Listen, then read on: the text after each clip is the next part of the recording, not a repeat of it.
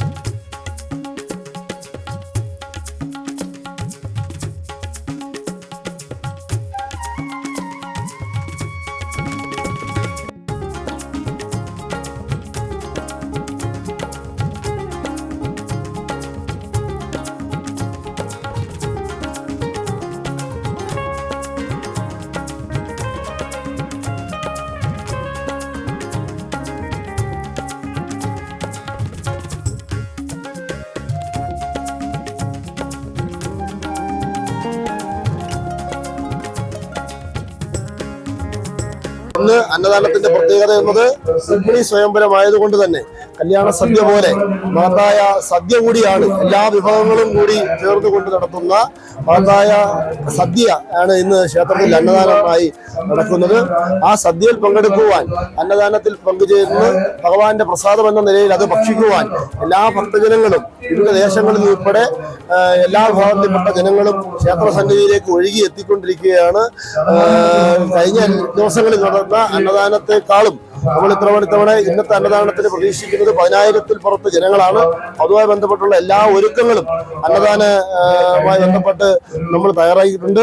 ഭക്തജനങ്ങൾക്ക് അന്നദാനത്തിന് ഈ സദ്യയിൽ, കല്യാണ സദ്യയിൽ പങ്കെടുക്കുവാൻ എത്തുന്ന എല്ലാ ഭക്തജനങ്ങൾക്കും എല്ലാ സൗകര്യങ്ങളും ക്ഷേത്ര സന്നിധിയിൽ ഒരുക്കി നൽകിയിട്ടുണ്ട്. മറ്റ് ഒരു വിശേഷാൽ പൂജ എന്ന് പറയുന്നത് ഇന്നത്തെ അന്നദാനം നേരത്തെ സമർപ്പിച്ച് നന്ദകുമാർ നന്ദനം അഗസ്ത്യക്കോടാണ്. പിന്നെ രുക്മിണി സ്വയംവരം പ്രമാണിച്ച് ഇന്ന് 5 കൂട്ടം പച്ചടി, അവിയൽ, തോരൻ, കൂട്ടുകറി, മാങ്ങാച്ചാറ്, സാമ്പാർ, പുളിശ്ശേരി, പച്ചമോര്, അടപ്രഥമൻ, പിന്നെ പപ്പടം, ഗംഭീര സദ്യ. പിന്നെ ആളിന്റെ ഇത് കണക്ക് കൂട്ടി ആവശ്യത്തിനുള്ള സാധനങ്ങൾ റെഡിയാക്കിയിട്ടുണ്ട്. ഇനിയിപ്പം പിന്നെ ആള് വരുന്നതനുസരിച്ച് ആയിരത്തിന് കരി ഇന്ന് 9 ചാക്കരി കിട്ടും. 10ാമത്തെ അതിനകത്ത് കിടക്കുന്നത്. ആ തിരക്ക് രുക്മിണി സമരത്തിന് പൊതുവെ തിരക്ക് കാണും. അതിൽ കൂടുതൽ തിരക്കുണ്ടെന്ന്.